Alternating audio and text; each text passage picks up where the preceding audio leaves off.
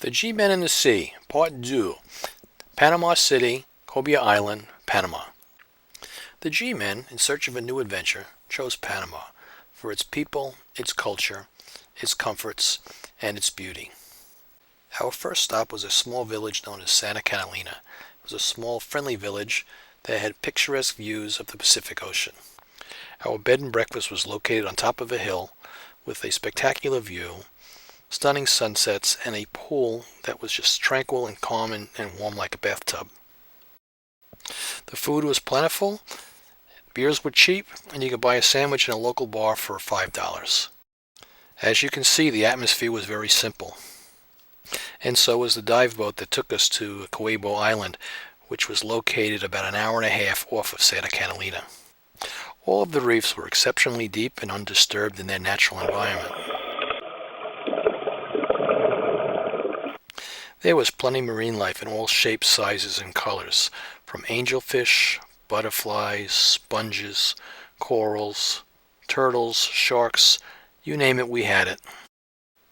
There were schools with hundreds of fish and moray eels around every corner.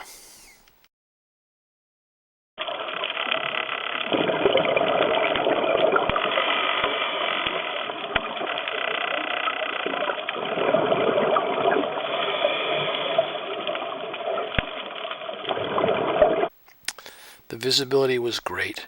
There were moray eels everywhere, but we came to Coiba Island to see the sharks. Where were the sharks? There were angelfish everywhere, beautiful angelfish in all different colors, purple, blue, yellow. But we came to Coiba Island to see the sharks.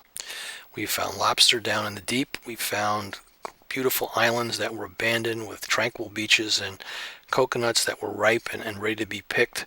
We had pina coladas while we sat at our surface interval, sharing our drinks together. And it really was the perfect place to rest and plan out our next dive. It really was an amazing place, like this frogfish that I never would have found, or these hundreds of barracuda that were just circling above our head.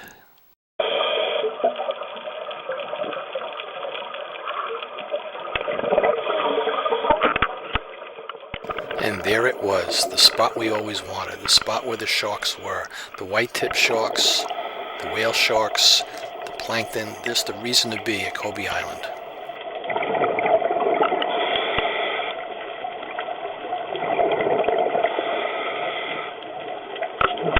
So there we were, in the spot we always dreamed about. We weren't about to catch the shark by its tail, but it really was a sight to see.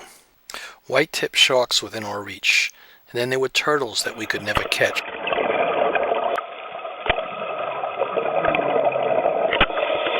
But everything was okay, for we were the G-Men in the sea, diving to spots that we wanted to see.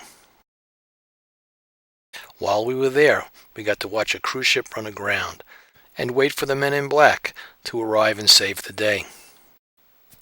We waited around like vultures and the saltwater crocodiles to see what would happen to the passengers of that ship. Then in the middle of the night, while we slept in our barracks, they left us alone and disappeared into the night.